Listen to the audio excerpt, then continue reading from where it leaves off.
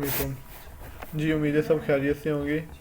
तो आज हम एरे को डिस्कस करेंगे कि एरे के अंदर इंसर्शन किस तरह से कर सकते हैं और किन किन पॉइंट पे इंसर्शन हो सकती है एरे के अंदर। तो आज इन्हीं चीज़ों को ही डिस्कस करेंगे इस वीडियो के अंदर। तो एरे में इंसर्शन के बेसिकली तीन मेथड्स हैं कि एरे के अंदर हम एक ऐसा एल्गोरिदम बना सकते हैं कि एरे के अंदर जस्ट एलिमेंट जो भी इंसर्ट कर रहे हैं स्टार्ट पे ही इंसर्ट होना चाहिए, या फिर हम एरे के किसी लास्ट इंडेक्स पे भी इंसर्ट कर सकते हैं और इन बिटवीन किसी स्पेसिफिक लोकेशन पे। ठीक है, तो एक चीज़ मैं पहले क्लियर कर दूं कि एरे के अंदर एरे का जो साइज़ होता है वो फिक्स होता है। ठीक है, तो हम एरे का कोई साइज़ इंक्रीज़ और डिक्रीज़ नहीं कर सकते। अगर आप चाहते हैं कि ये एक एरे है फॉर एग्जांपल 10 नंबर की है, तो हम इसका ना तो इसका जो इंडेक्स है वो बढ़ा सकते हैं, ना इसको डिक्रीज़ कर सकते हैं, क्योंकि इसका एक फ़िक्स साइज़ हम दे देते हैं, एलोकेट कर देते हैं, बस वही साइज़ रहता है। अगर हमें एक इंडेक्स की ज़रूरत पड़ती है तो हम उसके लिए एक बड़ी एरे डिक्लेयर करते हैं। ठीक है, तो इस चीज़ को माइंड में रखना है, इसका एक फ़िक्स साइज़ होगा। और ये जो हम कहते हैं कि हम इंसर्ट एट लास्ट करते हैं या फिर ये इंसर्शन करते हैं, तो उसका मतलब ये नहीं होता कि हमारा जो एरे के एक्चुअल में लास्ट में एलिमेंट है हम उधर इंसर्ट करेंगे। वो बेसिकली होता है ये कि हम एक बड़ी एरे डिक्लेयर करते हैं। जैसे कि मैंने आपको बताया कि एरे का कोई साइज़ फिक्स होता है, तो इसलिए हम इसका साइज़ इंक्रीज़ नहीं कर सकते, हम पहले ही एक बड़ी एरे डिक्लेयर कर लेते हैं और उसके अंदर हम बताते हैं कि हमें जितनी एरे चाहिए होती है हम उसको यूज़ करते हैं, बाकी जो एरे होती है वो एज इट इज़ पड़ी रहती है। तो जब हमें ज़रूरत पड़ती है तो हम उसको भी यूज़ में ले आते हैं। फॉर एग्ज़ाम्पल अगर हम कोई प्रोग्राम बनाते हैं तो हम एक बड़ी एरे डिक्लेयर कर लेते हैं। मैं सपोज़ करता हूँ कि मैंने 100 नंबर की एक एरे डिक्लेयर कर ली। ठीक है, अब शायद मैं उस 100 को यूज़ ना करूँ, लेकिन मैं इसलिए उसको बड़ी एरे डिक्लेयर करती हूँ कि फ्यूचर में हम उसका साइज़ इंक्रीज़ नहीं कर सकते। तो अगर हमें ज़रूरत पड़ती है किसी नए एलिमेंट की, नए नोड की इंसर्शन हम करनी पड़ सकती है, तो हमारे पास एक्स्ट्रा मेमोरी एलोकेट रहती है, तो इसलिए हम एरे का एक बड़ा साइज़ डिक्लेयर रखते हैं। ठीक है, उसके बाद हम उसमें से वही एरे यूज़ करते हैं जितनी हमें ज़रूरत होती है। ठीक है, ये चीज़ क्लियर है। उसके बाद हमें अब ये प्रॉब्लम आती है कि हमें पता कैसे चलेगा कि हम कितनी एरे यूज़ कर रहे हैं या कितनी एरे यूज़ नहीं कर रहे, क्योंकि उसके अंदर गार्बेज वैल्यूज़ भी होती हैं, कुछ हमारा पर्सनल डाटा भी रखा होता है। तो दोनों की टाइप सेम होती है, इसलिए हमें नहीं पता चल सकता कि हम कितनी एरे यूज़ कर रहे हैं। उसका एक बेस्ट मेथड ये है कि हम जब भी कोई इंसर्शन कर रहे होते हैं एरे के अंदर, तो हम एक काउंटर वेरिएबल रख लेते हैं। वो काउंटर वेरिएबल क्या करता है कि काउंट करता जाता है जितने एलिमेंट में उसके अंदर इंसर्ट हो रहे हैं वो साथ साथ इंक्रीमेंट होता जाता है। तो हमें ये चीज़ पता चलती है कि जहाँ तक हमने एलिमेंट इंसर्ट किए हुए हैं इस नोड तक, यानी कि इस इंडेक्स तक। तो सपोज करें कि मुझे एक बड़ी एरे ये वाली, आप जैसे कि 9-10 नंबर्स की एक एरे है, तो मुझे 4 नंबर्स मतलब 5 नंबर्स चाहिए सिर्फ एरे के अंदर, बाकियों को मैं यूज़ अभी फ़िलहाल नहीं करना चाहता। तो मैं इसके अंदर एलिमेंट इंसर्ट करता जाऊँ, जैसे इसके अंदर मैंने 3 इंसर्ट किया, इसके अंदर 2 इंसर्ट कर लेता हूँ, इसके अंदर 1, इसके अंदर 4 और इधर 5। ठीक है, तो मतलब मैंने एक एरे यूज़ किया, लेकिन अब जैसे ही मैंने एक एलिमेंट इंसर्ट किया तो मैं एक काउंटर वेरिएबल रखूँगा जिसकी वैल्यू इनिशियली 0 होगी। जैसे ही एक एलिमेंट इंसर्ट होगा तो उसकी वैल्यू मैं 1 कर दूँगा, जैसे ही दूसरा एलिमेंट इंसर्ट होगा उसकी वैल्यू मैं 2 कर दूँगा। अब 2 कैसे होगा, इंक्रीमेंट ऑपरेटर होता है, प्लस प्लस मैं साथ साथ उसको इंक्रीमेंट करता जाऊँगा। जैसे ही तीसरा एलिमेंट इंसर्ट होगा तो मैं उसकी वैल्यू को 3 कर दूँगा। इसका मतलब ये है कि अगर कोई एलिमेंट मैं इंसर्ट करता हूँ तो मैं उस काउंटर वेरिएबल के अंदर भी इंक्रीमेंट करता जाऊँगा साथ साथ। तो एरे के अंदर अगर मैं इंसर्शन परफॉर्म करनी है तो हमें एक काउंटर वेरिएबल रखना पड़ेगा और हमें एरे भी एक बड़ी डिक्लेयर करनी पड़ेगी। वैसे भी आप कर सकते हैं, लेकिन ये मेथड इजी है क्योंकि यही यूज़ होता है। एक और चीज़ मैं क्लियर कर दूं कि मेथड्स आपको डिफरेंट मिलेंगे, यही नहीं कि आप मेरा ही मेथड यूज़ करें। अगर आपको कोई अच्छा मेथड और मिलता है आप वो भी फॉलो कर सकते हैं। मैं ये नहीं कहता कि आप जस्ट मेरे मेथड को ही फॉलो करें। तो हर बंदे का अपना स्टाइल होता है, अपनी प्रोग्रामिंग का लॉजिक होता है, जिसका लॉजिक आपको ऑथेंटिक लगता है आप उसको फॉलो कर सकते हैं। एक चीज़ तो क्लियर होगी कि हमारा एक काउंटर वेरिएबल हमारे एक साथ रहेगा जो कि काउंट करता जाएगा। अब एक चीज़ और है कि वो काउंटर वेरिएबल हमें लास्ट इंडेक्स भी बताएगा। जैसे कि हमारी एरे का लास्ट इंडेक्स बेसिकली ये बनता है 9, लेकिन हमने इंडेक्स से लास्ट किसको कंसीडर करना है, जहाँ तक हमारे एलिमेंट इंसर्ट हो चुके हैं, तो हमने उसको सपोज करना है कि हमारा लास्ट इंडेक्स वो है। ठीक है, तो वो हमें कौन बताएगा, उसको पता होगा हमारा जो काउंटर वेरिएबल है, क्योंकि उसके पास वो वैल्यू है जितने एलिमेंट उसके पास इंसर्ट हो चुके हैं। तो एक चीज़ इसके अंदर और चीज़ रखनी है कि इंडेक्सिंग जो है वो 0 से स्टार्ट हो रही है। तो अगर ये 5 वाला एलिमेंट है तो इसका इंडेक्स 4 बन रहा है, ठीक है। तो ये चीज़ बहुत ज़्यादा कंफ्यूज करती है, तो इस चीज़ में कंफ्यूज नहीं होना है, इसको अच्छे से देखना है जब भी प्रोग्राम बनाएं। तो मैं प्रोग्राम बनाऊंगा तो इस चीज़ को आपने साथ साथ क्लियर करते जाना है कि इंडेक्सिंग 0 से स्टार्ट हो रही है। और हमारा जो फॉर एग्जांपल सपोज करें कि हमारे अगर 5 एलिमेंट इंसर्ट है तो हमारा जो काउंटर वेरिएबल है उसकी वैल्यू भी 5 होगी, क्योंकि अगर एक एलिमेंट इंसर्ट होता है तो उसकी वैल्यू 1 है, 2 एलिमेंट इंसर्ट होंगे तो उसकी वैल्यू 2 हो जाएगी। इसी तरह से जैसे 5 एलिमेंट उसके अंदर इंसर्ट होंगे तो उसकी वैल्यू 5 हो जाएगी, क्योंकि वो काउंट कर रहा है। तो अगर उसको हम इंडेक्सिंग में यूज़ करते हैं तो उसमें हमें n-1 करना पड़ेगा। अगर हम उसको लास्ट वाले इंडेक्स को एक्सेस करना चाहते हैं तो हम n-1 करेंगे, देन ही हम लास्ट वाले इंडेक्स को एक्सेस कर सकेंगे। अदरवाइज़ अगर हम 5 करते हैं तो हम बेसिकली लास्ट वाला नहीं, लास्ट से फर्दर जो इंडेक्स है उसको एक्सेस कर रहे होंगे। तो इस चीज़ को माइंड में रखना है। यहाँ तक तो क्लियर हो गया। अब देखते हैं इंसर्शन को, कि अगर हमने इंसर्ट एट स्टार्ट करना है, कि कोई एलिमेंट हमने स्टार्ट पे इंसर्ट करना है तो वो कैसे करेंगे। बेसिकली कुछ लोगों का माइंड बना होता है कि हमने अगर स्टार्ट पे इंसर्ट करना है तो मैं इंडेक्स 0 दे के स्टार्ट पे इंसर्ट कर सकती है वैल्यू को। लेकिन हाँ, उनकी बात एक हद तक ठीक है कि स्टार्ट पे इंसर्ट होगा, लेकिन स्टार्ट पे जो वैल्यू पड़ी होगी उसके ऊपर वो वैल्यू ओवरराइट हो जाएगी।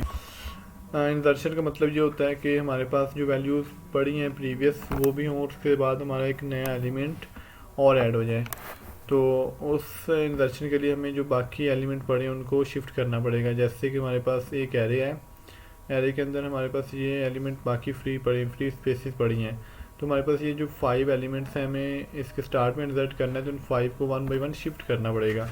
जैसे कि 5 अब 4 इंडेक्स पे पड़ा है तो हमें 4 इंडेक्स को इक्वल टू करना पड़ेगा 6 के, ताकि जो 5 है मूव कर जाए इधर। फिर उसके अलावा फिर हमें इस 3 इंडेक्स वाले वैल्यू को 4 में पुश करना पड़ेगा। इसी तरह से हम 1 बाई 1 सभी वैल्यूज़ को शिफ्ट कर सकते हैं। जैसे ही शिफ्ट करते जाएंगे ये वैल्यूज़, और हमारा जो लास्ट वाला इंडेक्स है यानी कि 0 वाला इंडेक्स ये खाली हो जाएगा। जैसे ये खाली होगा इसके अंदर हम फिर 0 इंडेक्स दे के वैल्यू इनपुट करवा सकते हैं। तो हमें बेसिकली वैल्यूज़ को शिफ्ट करना है, और शिफ्ट करने के लिए हम जस्ट फॉर लूप का यूज़ करते हैं और हमारी वैल्यूज़ जो है वो शिफ्ट हो जाती है। हाँ, इसके अंदर हम बेसिकली करेंगे क्या कि अगर हमने शिफ्ट करनी है तो हमें फॉर लूप के अंदर कंडीशन कुछ इस तरह से लगेगी कि हमें लास्ट वाला पहले तो इंडेक्स मालूम करना पड़ेगा, फिर लास्ट वाले इंडेक्स का जो फर्दर एलिमेंट है, मतलब लास्ट वाला इंडेक्स अगर ये 4 है तो हमें 5 वाले इंडेक्स को इक्वल टू रखना पड़ेगा लास्ट वाले इंडेक्स के। फिर उसके बाद हमें फिर डिक्रीमेंट करना पड़ेगा, इसमें डिक्रीमेंट ऑपरेटर यूज़ होगा। फिर हमें पीछे जाना पड़ेगा, फिर हमें 3 वाले इंडेक्स को इक्वल टू रखना पड़ेगा 4 वाले इंडेक्स के। तो मैं ये जस्ट सपोज कर रहा हूँ, वो कोई भी हो सकता है। तो इसी के फिर हमें दोबारा डिक्रीमेंट करके पीछे आना पड़ेगा, फिर हमें 2 वाले इंडेक्स को इक्वल टू रखना पड़ेगा 1 वाले इंडेक्स के। इस तरह से हम वैल्यूज़ को 1 बाई 1 शिफ्ट करते जाएंगे, और हमारा जो लास्ट वाला इंडेक्स है ये 0 वाला ये खाली हो जाएगा, और इधर हम फिर इंसर्ट वैल्यू को कर देंगे। तो इसका मैं आपको प्रोग्राम भी बना के दिखाऊंगा। जस्ट मैंने आपको थ्योरी बताई थी जो कि आलमोस्ट पता भी होगी आपको, लेकिन मेन मसला होता है कोडिंग में इम्प्लीमेंट करना। आलमोस्ट चीज़ों का भी पता होता है लेकिन हमें कोड में इम्प्लीमेंट करना नहीं आ रहा होता। तो चलो देखते हैं हमें इंसर्ट एट स्टार्ट को पहले कि इसको कोड में किस तरह से इम्प्लीमेंट करेंगे। फॉर एग्जांपल मैं एक एरे का साइज़ डिफ़ाइन कर लेता हूँ, हैश डिफ़ाइन में एक n इज़ इक्वल टू रख लेता हूँ, या फिर s में 100 का रख लेता हूँ। मतलब एक वेरिएबल है जो कि एज अ कॉन्स्टेंट वेरिएबल काम करेगा। तो मैं एक इंट टाइप की एरे डिक्लेयर करता हूँ जिसको मैं s दे रहा हूँ साइज़, जो कि बेसिकली 100 है। मैंने आपको बताया था कि हम एरे एक बड़ी डिक्लेयर करेंगे, लेकिन हम यूज़ वही एरे करेंगे जितनी हमें चाहिए। और इसको मैं इनिशियली जो इनिशलाइज़ कर रहा हूँ वो 0 से इनिशलाइज़ कर देता हूँ। ये पूरी एरे के अंदर 0 स्टोर हो जाएगा, ठीक है। अब हमने क्या करना है कि हमने यूज़र से पूछना है कि वो कितना साइज़ चाहता है, कितनी एरे को यूज़ करना चाहता है, ठीक है। तो उसके लिए हम एक साइज़ वाला वेरिएबल डिक्लेयर कर लेते हैं, एक नंबर जिसके अंदर वो नंबर इंटर करेगा। अगर उससे जब इंसर्ट करना होगा तो हमें वो नंबर लेना पड़ेगा यूज़र से। फर्स्ट ऑफ ऑल मैं यूज़र से पूछूंगा कि उससे कितने साइज़ चाहिए एरे के अंदर। तो पूछूंगा enter the size of the array, कि आप कितनी एरे यूज़ करना चाहते हैं, ठीक है। तो वो मैं साइज़ के अंदर इंटर कर लूँगा। उसके बाद क्या होगा मैंने यूज़र को बताना है कितने नंबर आपने इंटर करने हैं।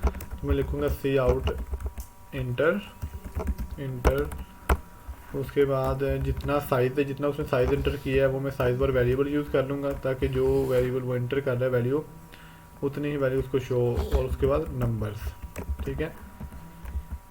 और इसके बाद मैं फार लूप लगा के उसके अंदर वैल्यूज़ को इंसर्ट करवा लूँगा। ये जो बिल्कुल कॉमन चीज़ है, हम int i is equal to 0, i less than जितना साइज़ है और आई प्लस प्लस, ठीक है, ये होगा। इसके बाद हम क्या करेंगे कि हमने यूज़र से उससे नंबर लेने हैं, तो मैं सी इन करूँगा, सी इन के अंदर ARRI, ठीक है। आई थिंक आपको ये चीज़ क्लियर होगी कि हम वैल्यू को अगर रिजल्ट करना हो एरे के अंदर तो हम फार लूप के ज़रिए कैसे करते हैं, इस चीज़ का आपको आइडिया होगा। हमने एक काउंटर वेरिएबल मैंने बताया था आपको बनाएंगे, तो वो काउंटर वेरिएबल भी इंट टाइप का बनाऊंगा मैं, और उसको मैं इनिशियलाइज़ करूँगा 0 से, इनिशियली 0 से इनिशियलाइज़ कर रहा हूँ। अब देखिए एक दफ़ा सीन जो हमारा ये काम करेगा, एक वैल्यू इंसर्ट होगी और साथ में मैं n को प्लस प्लस कर दूँगा, ताकि हमारी जो वैल्यू है वो n काउंटर वेरिएबल है वो साथ में काउंटिंग करता जाए। तो अब इससे क्या होगा कि जैसे ही कोई वैल्यू इंसर्ट होती है तो साथ में n की वैल्यू भी इंक्रीमेंट हो जाएगी। तो ये हमें बताएगा कि हमारा लास्ट वाला इंडेक्स कौन सा है, तो हम इसके ज़रिए उसको फाइंड आउट कर सकते हैं। तो इससे क्या होगा कि हमने जस्ट एक प्रोग्राम बनाया जो कि हमारी वैल्यू इंसर्ट करेगा यूज़र जितना चाहता है, ठीक है। उसके बाद हम एरे को सिंपली डिस्प्ले करेंगे एक दफ़ा जितनी वैल्यूज़ इंसर्ट हो चुकी हैं। तो डिस्प्ले के लिए मैं एक लिख देता हूँ एक स्टेटमेंट, डिस्प्ले दी एरे, ठीक है। उसके बाद मैं एक फार लूप लगाऊंगा, डिस्प्ले के लिए भी वही फार लूप लगेगी, int i is equal to 0, जितने हमारी एलिमेंट हम ट्रैवर्सिंग करते हुए डिस्प्ले करवा सकते हैं, आई लेस दैन साइज आई प्लस प्लस, ठीक है। उसके बाद सी आउट एरे के हर एलिमेंट को हम डिस्प्ले करवा लेंगे, ठीक है। तो ये हो गया कि हमने सिंपल डिस्प्ले करवा लिया, एक अंदर एलिमेंट को स्टोर किया और डिस्प्ले करवा लिया, ठीक है। इसमें हमने कोई अच्छा बड़ा काम नहीं किया। तो ये आई थिंक बिल्कुल कॉमन चीज़ें हैं जो कि आपको पता होंगी, क्योंकि डेटा स्ट्रक्चर से पहले आप ऑलमोस्ट ये कर चुके होती हैं, ठीक है। तो उनको मैं ज़्यादा एक्सप्लेन नहीं करूँगा। अब बात आती है कि हमने अगर कोई एलिमेंट उसके बाद हमें ज़रूरत पड़ती है कि हमें स्टार्ट में कुछ एलिमेंट इंसर्ट करना है, तो वो हम किस तरह से कर सकते हैं। तो उसके लिए मैंने बताया था आपको कि पहले अगर उसके अंदर कोई एलिमेंट पड़े हुए हैं तो उनको हमें शिफ्ट करना पड़ेगा, ठीक है। तो शिफ्ट करने के लिए हम क्या लिखेंगे, हमें इसका लास्ट वाला इंडेक्स चाहिए।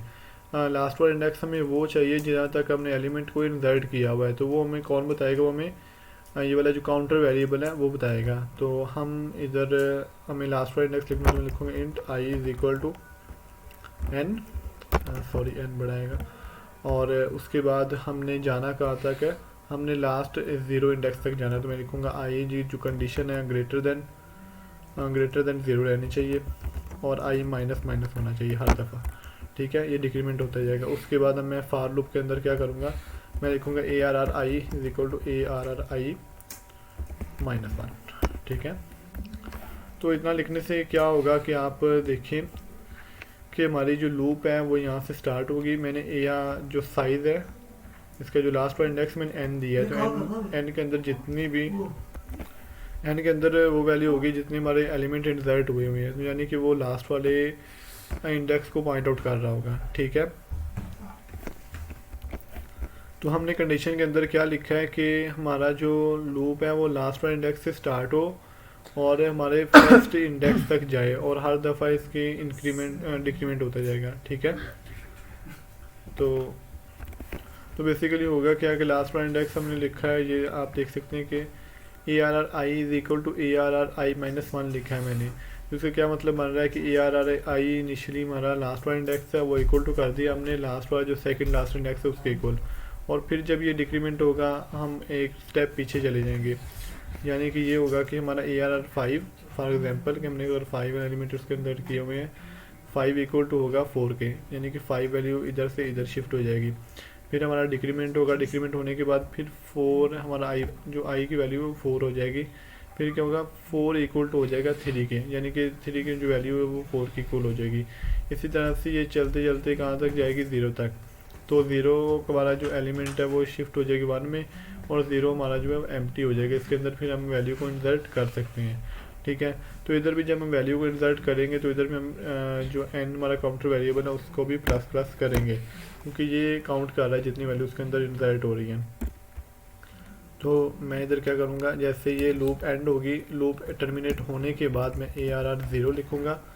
0 लिखने के बाद मैं वो नंबर जो यूज़र इंटर करना चाहता है, तो फिर मुझे यूज़र से नंबर भी लेना पड़ेगा। तो मैं पहले वो लिख लेता हूँ, cout enter the number to be insert at start, ठीक है। जो नंबर वो स्टार्ट पे इंसर्ट करना चाहता है वो भी हम यूज़र से ले लेंगे और उसके बाद उसको इंसर्ट कर देंगे, ठीक है। तो मैंने 0 के को रख दिया। हाँ, ये क्या हो जाएगी, हमारी इंसर्शन स्टार्ट पे हो जाएगी। इसी को अगर मैं दोबारा से डिस्प्ले करूँ, डिस्प्ले करने के लिए हमने ये लिखा हुआ है, तो मैं इसी को कॉपी कर लूँगा और इसी को अगर मैं पेस्ट कर दूँ इधर, तो अगर अब मैं इस प्रोग्राम को रन करूँ तो हम देखते हैं कि क्या रिजल्ट्स मिलते हैं हमें। सॉरी, मैंने n को प्लस प्लस नहीं किया तो ये हमें शो नहीं करवाएगा। 1 मिनट, इसमें हमने इसके अंदर n को प्लस प्लस नहीं किया। तो जैसे ही हमने वैल्यू इंसर्ट किया हम साथ में n को प्लस प्लस कर देंगे ताकि हमारा जो काउंटर वेरिएबल है वो भी इंक्रीज़ हो जाए।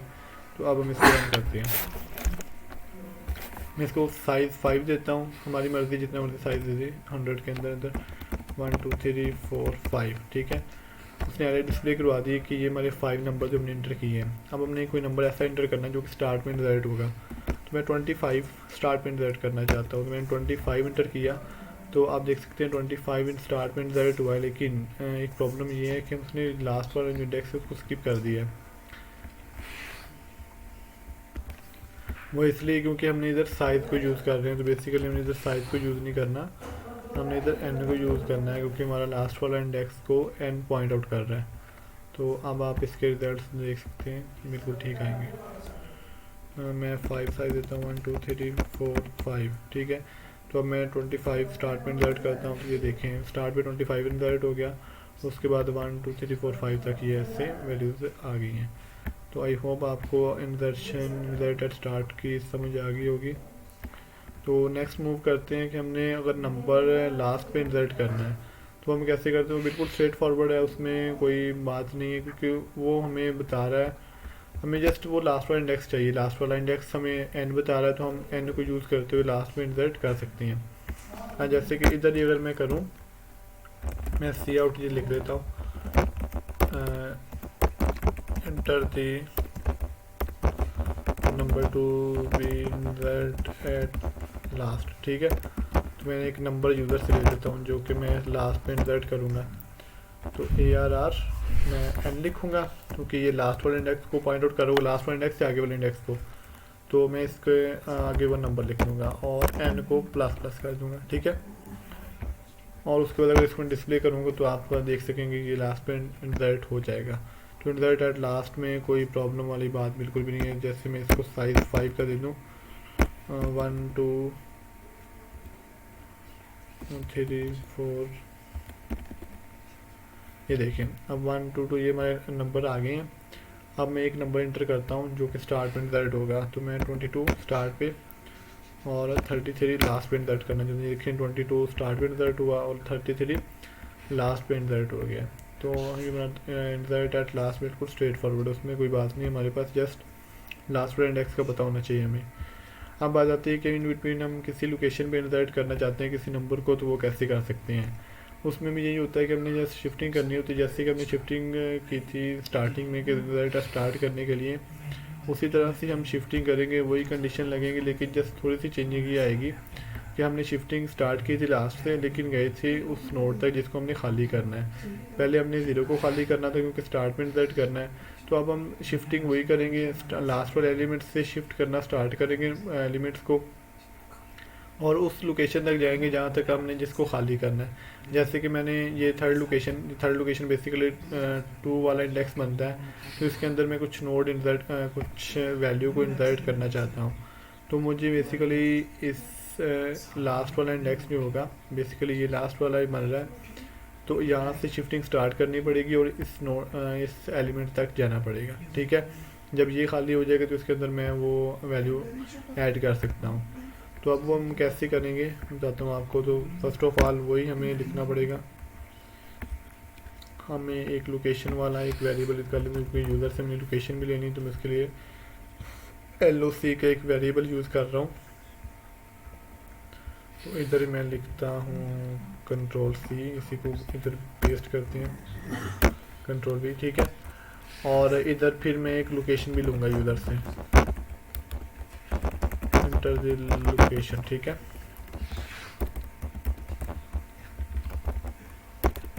Location, okay.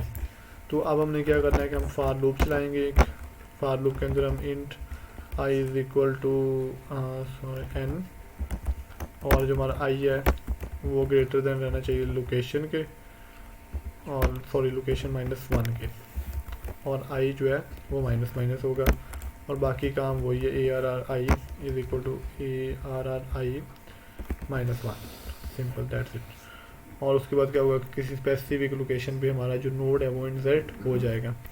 अगर मैं इन जो हमारे ऊपर से बनाए हुए इसको मैं और कर दूँ, तो यहाँ पे मैं ये एक और काम करना पड़ेगा, सॉरी ये जस्ट शिफ्टिंग होगी। उसके बाद हमें ARR location -1 is equal to number, और साथ में n को ++। तो अब क्या होगा, अब हमारा नोड इंसर्ट होगा। तो अब मैंने लोकेशन -1 को किया है, तो इसको मैं बताता हूँ आपको। फॉर एग्जांपल अगर आपने लोकेशन एंटर की 3 की, तो 3 की लोकेशन बेसिकली नोड 2 बनता है, सॉरी इंडेक्स 2 बनता है। तो इसलिए हमें जो भी लोकेशन एंटर कर रहे हैं उसमें -1 करेंगे तो हम इंडेक्स को पॉइंट आउट कर रहे होंगे। तो हम एरे के अंदर इंडेक्सिंग को देखते हैं, इसलिए मुझे लोकेशन के अंदर से एक माइनस करना पड़ेगा क्योंकि इंडेक्सिंग 0 से स्टार्ट होती है। तो इसलिए मैंने लोकेशन -1 की। इधर भी मैंने लोकेशन -1 को यूज़ इसीलिए किया क्योंकि हम इंडेक्सिंग को यूज़ कर रहे हैं, ठीक है। आई होप आपको इस चीज़ का आइडिया होगा। तो अगर अब मैं इसको रन करूं प्रोग्राम को, तो देखते हैं हमें क्या रिजल्ट्स मिलते हैं। हाँ चलें इसको रन करके देखते हैं कि हमें क्या रिजल्ट्स मिलते हैं। फॉर एग्जांपल मैं 5 एंटर करता हूँ, इसका 1 2 3 4 5। तो मैं स्टार्ट पे इंसर्ट करना चाहता हूँ 22, एंड पे मैं 33 इंसर्ट करता हूँ, और किसी लोकेशन पे मैं 55। आप इस चीज़ को माइंड में रखेंगे, तो लोकेशन में 3 इंटर कर रहा हूँ या फिर 4 इंटर कर देता हूँ, सॉरी 4, मतलब 4th लोकेशन पे मैं 55 इंसर्ट करना चाहता हूँ। तो अब देखिए 22 मैंने जो स्टार्ट पे किया तो स्टार्ट पे इंसर्ट हो गया, 33 लास्ट पे इंसर्ट हुआ है, और 4th लोकेशन कौन सी बन रही है, 1 2 3 और 4 लोकेशन पे देखें 55 इंसर्ट हो चुका है। तो इसका मतलब हमारे जो एल्गोरिथम्स हैं ये ठीक वर्क कर रहे हैं, ठीक है। तो आई होप आपको इसकी समझ आ गई होगी। अगर आपको फिर भी कोई इशू है तो आप मुझसे डायरेक्टली कांटेक्ट कर सकते हैं व्हाट्सएप पे। तो नेक्स्ट वीडियो के अंदर मैं डिलीशन का जो एल्गोरिथम्स है वो मैं आपको एक्सप्लेन कर दूँगा इंशाल्लाह।